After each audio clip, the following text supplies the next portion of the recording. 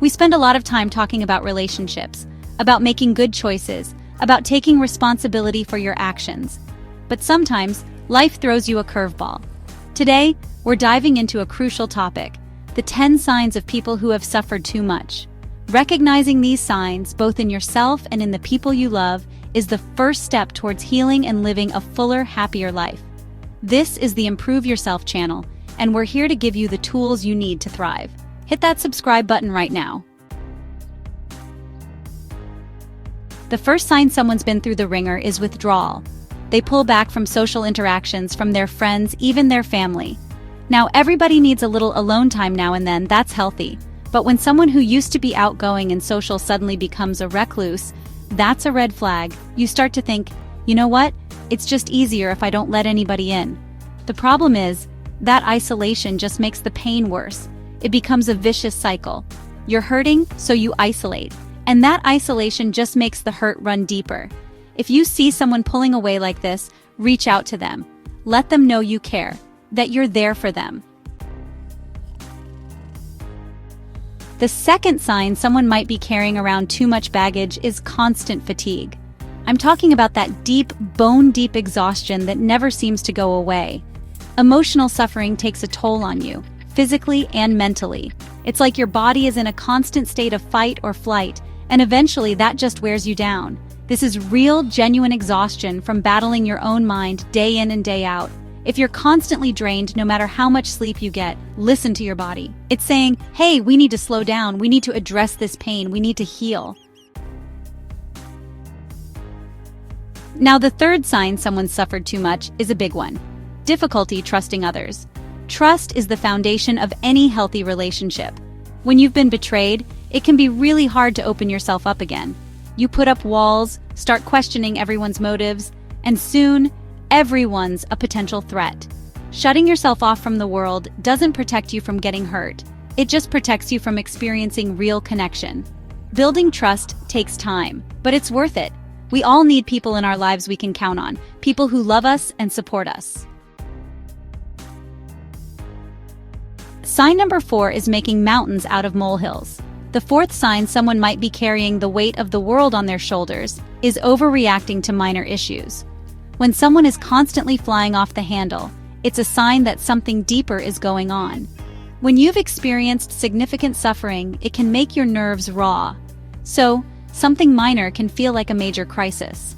The key here is to recognize that this is happening. Start paying attention to your reactions and ask yourself, am I overreacting here? Sign number 5 is the self-esteem saboteur. Suffering, especially when it's prolonged or repeated, can chip away at your sense of self-worth. It can make you feel like you're not good enough, like you don't deserve love or happiness. You start to see the world through a distorted lens, focusing on all your perceived flaws. You compare yourself to others and always come up short. This negative self-talk can sabotage your relationships, your career, your entire life. Building self-esteem takes time and effort, but it's possible. Start by challenging those negative thoughts. When you catch yourself putting yourself down, stop and ask yourself, is that really true? Sign number 6 is the emotional zombie. Emotional numbness is when people just shut down. They go through the motions of life, but they're not really present. It's like they're living in a fog, detached from themselves and the world around them. This is a coping mechanism. When the pain gets to be too much, sometimes you just have to numb yourself out. The problem is, when you numb yourself to the pain, you also numb yourself to the joy. You can't selectively shut off emotions. If you're just going through the motions, it's time to start feeling again. The 7th sign someone's been through the ringer is hypervigilance. They're constantly on edge, always looking for the next threat. It's like their internal alarm system is stuck in overdrive. When you've been in a situation where you felt unsafe, it can be hard to shake that feeling.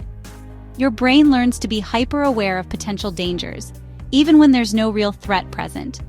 Living with hypervigilance is exhausting. It's like your body is always braced for impact, even when there's nothing to be afraid of. As sign number 8 is difficulty concentrating.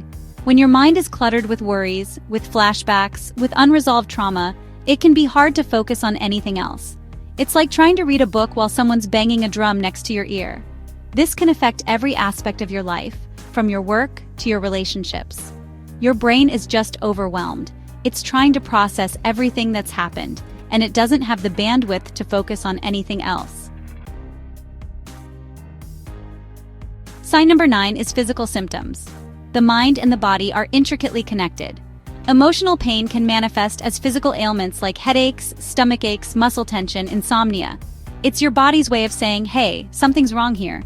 If you're experiencing chronic pain or other physical symptoms and your doctor can't find a medical explanation, it might be rooted in emotional distress. Don't ignore those signs. The 10th sign someone suffered too much is a negative outlook on life.